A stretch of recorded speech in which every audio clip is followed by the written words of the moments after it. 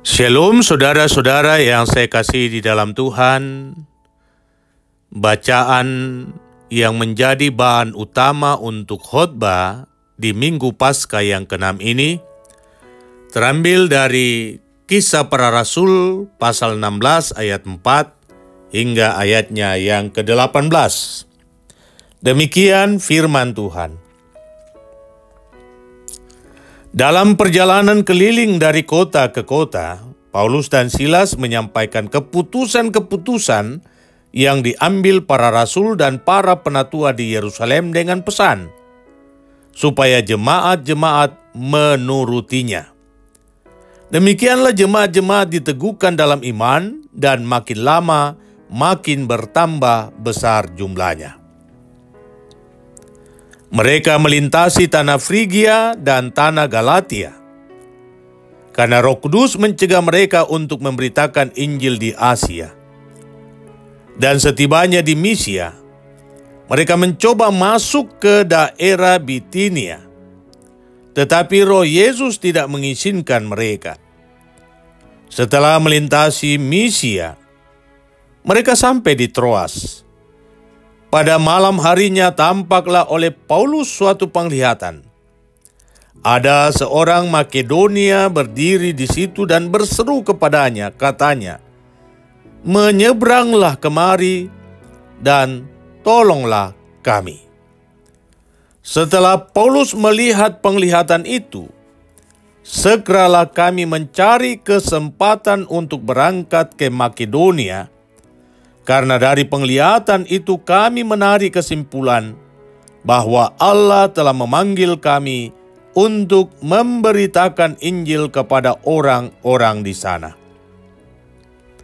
Lalu kami bertolak dari Troas dan langsung berlayar ke Samotrake, dan keesokan harinya tibalah kami di Neapolis.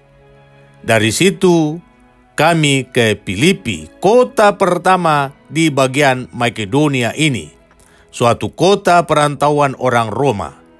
Di kota itu kami tinggal beberapa hari.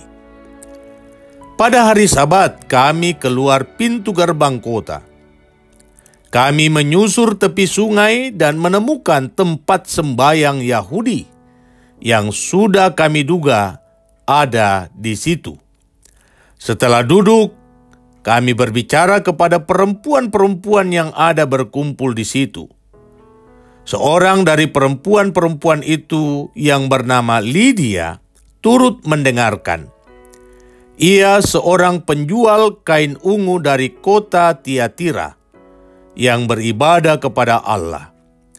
Tuhan membuka hatinya sehingga ia memperhatikan apa yang dikatakan oleh Paulus.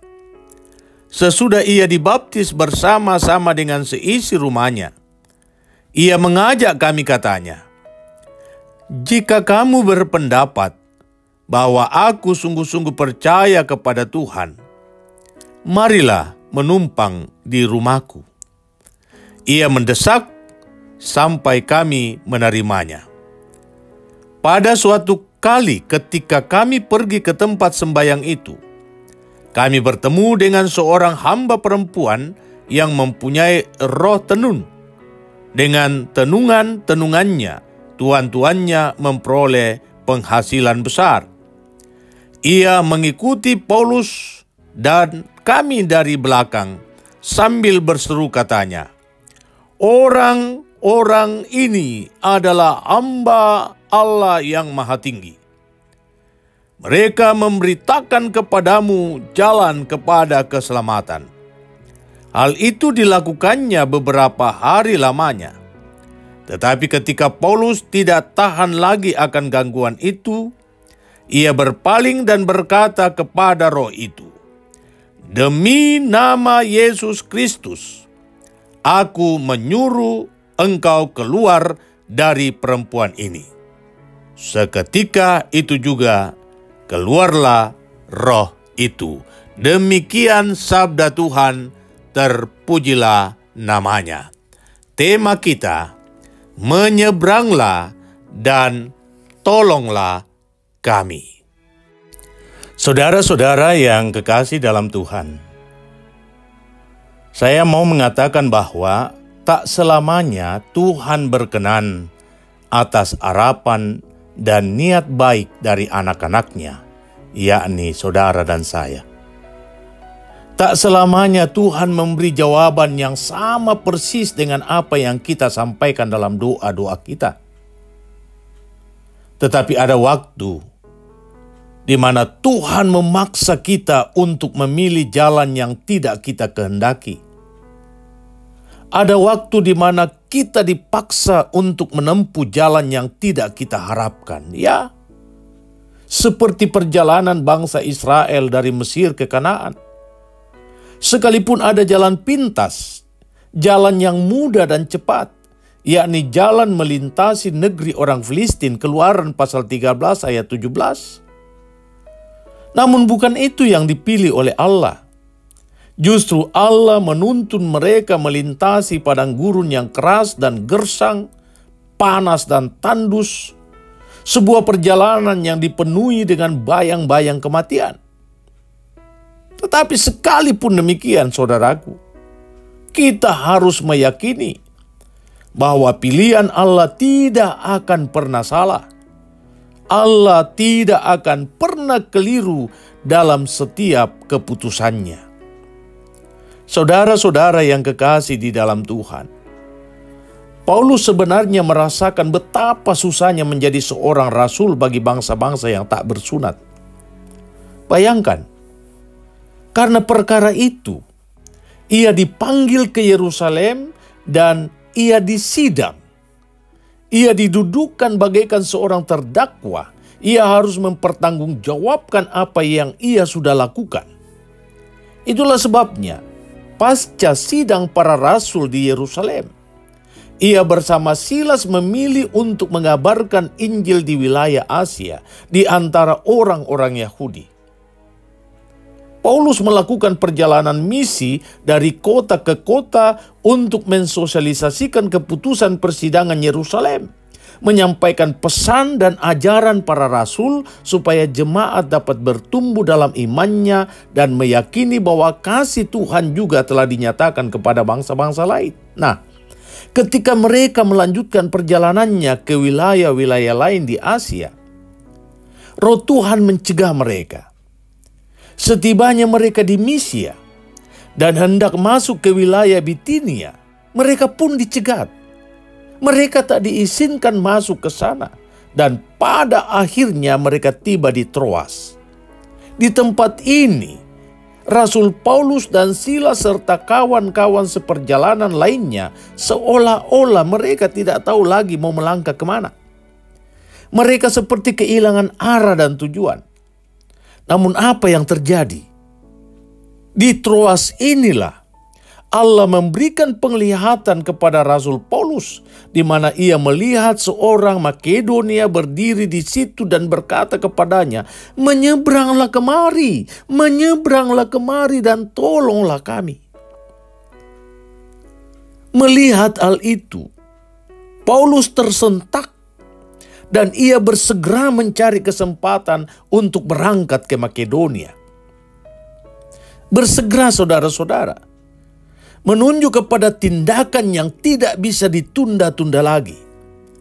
Paulus tidak meminta saran kepada para rasul di Yerusalem. Ia juga tidak berpikir tentang berapa besar biaya yang harus dia keluarkan untuk ke sana. Ia bersegera berangkat karena ia tahu ini adalah panggilan Allah. Paulus dan Silas merespon panggilan Allah sekalipun tantangannya jauh lebih besar daripada daerah-daerah Asia. Mereka menunaikan panggilan Allah itu dengan setia. Saudara tahu, wilayah Makedonia sebelum menerima Injil adalah wilayah yang dikenal dengan ilmu hitamnya. Di wilayah ini, saudara-saudara, santet atau ilmu tenung adalah hal yang biasa. Bahkan ilmu tersebut menjadi komoditi bagi orang tertentu. Ya, ilmu tenung menjadi sumber pendapatan untuk memperoleh harta yang melimpah. Saudara-saudara yang kekasih di dalam Tuhan, Kota pertama di wilayah Makedonia yang diinjili oleh Paulus adalah kota Filipi. Dan dahsyat apa yang dialami oleh Paulus di tempat ini. Seorang perempuan yang bernama Lydia sangat tertarik dengan pengajaran Paulus. Ia bukan perempuan biasa, saudara-saudaraku, tetapi dia adalah seorang perempuan yang sangat luar biasa. Ia adalah seorang pengusaha kain ungu yang sukses berasal dari kota Tiatira, dan ia mengembangkan usahanya di kota Filipi. Jadi Lydia adalah seorang yang sangat kaya raya, dan dialah yang menjadi buah sulung dari pekerjaan pekabaran Injil Paulus di kota Filipi. Lydia menerima Tuhan Yesus, lalu ia memberi diri dibaptis bersama dengan seisi rumahnya. Lydialah yang kemudian memfasilitasi Paulus dan Silas selama mereka berada di kota Filipi. Jika kita membaca, saudara-saudara, keseluruhan dari perikop yang ada di pasal 16, berita Injil yang disampaikan oleh Rasul Paulus memang mendapat penolakan yang sangat keras dari kelompok orang-orang yang menjadikan ilmu tenung sebagai komoditi untuk memperkaya diri. Paulus dan Silas dituding sebagai pengacau kota, sehingga mereka ditangkap dan dipenjarakan. Tetapi justru di balik penolakan itu, penolakan yang membuat Paulus dan Silas mengalami siksaan, dicambuk, dibelenggu, dan dipasung. Ternyata kuasa Tuhan bekerja untuk membawa kepala penjara bersama semua orang yang ada dalam rumahnya menerima Yesus, dan mereka pun dibaptis. Dan ketika semua pembesar tahu identitas Rasul Paulus, maka mereka meminta maaf kepadanya dan melayani Paulus dengan baik. Di kemudian hari, saudara-saudara, kita tahu bahwa jemaat Filipi bertumbuh menjadi jemaat yang cukup besar serta berkembang dengan baik dan pesat. Nah, seperti Paulus dan Silas, setiap orang percaya, saudara dan saya, yang telah menerima keselamatan dari Tuhan, setiap kita dipanggil oleh Tuhan untuk menjadi pewarta Injil. Ingat, saudara-saudara, masih begitu banyak orang yang merindukan berita Injil. Mereka haus akan kebenaran. Mereka rindu firman Tuhan. Mereka berteriak seperti seorang Makedonia yang dilihat oleh Paulus, "Menyeberanglah kemari dan tolonglah kami." Suara itu ada di sekitar kita. Suara banyak orang yang haus akan sentuhan kasih. Suara banyak orang yang butuh bela rasa di tengah kepahitan hidup. Suara-suara itulah yang disaksikan oleh Tuhan Yesus dari mereka yang ditelantarkan, sehingga hati Tuhan Yesus tergerak oleh belas kasihan untuk melayani mereka. Dan sekarang Tuhan Yesus berkata seperti ini, "Tuaian itu sangat banyak, tetapi pekerja sedikit. Karena itu mintalah kepada Tuhan yang empunya tuaian, supaya ia mengirimkan pekerja-pekerja untuk tuaian itu." Matius pasal 9 ayat 37-38. Saudara dan saya adalah para penuai, dan kita harus siap untuk melakukannya berdasarkan perintah dari Dia yang empunya tuaian. Saya mau mengatakan seperti ini, saudaraku.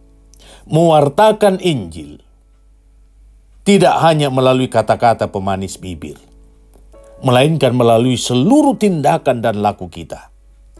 Pewartaan Injil yang sesungguhnya ketika kehadiran kita mendatangkan sukacita dan damai sejahtera bagi orang lain, terlebih kepada mereka yang tidak pernah merasakan sentuhan kasih sayang.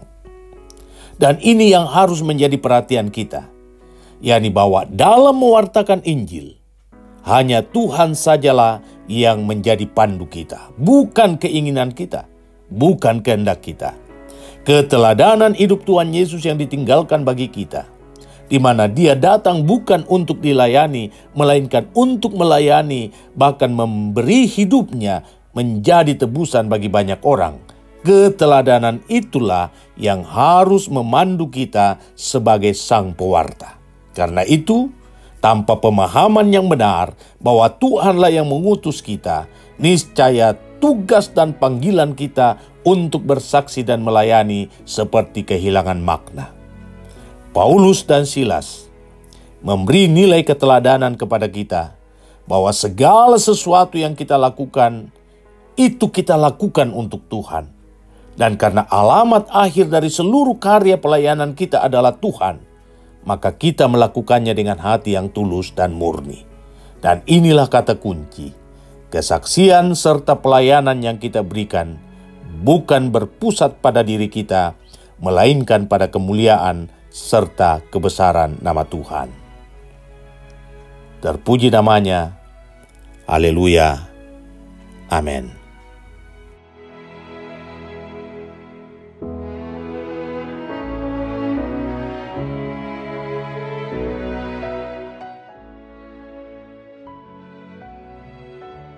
Thank you.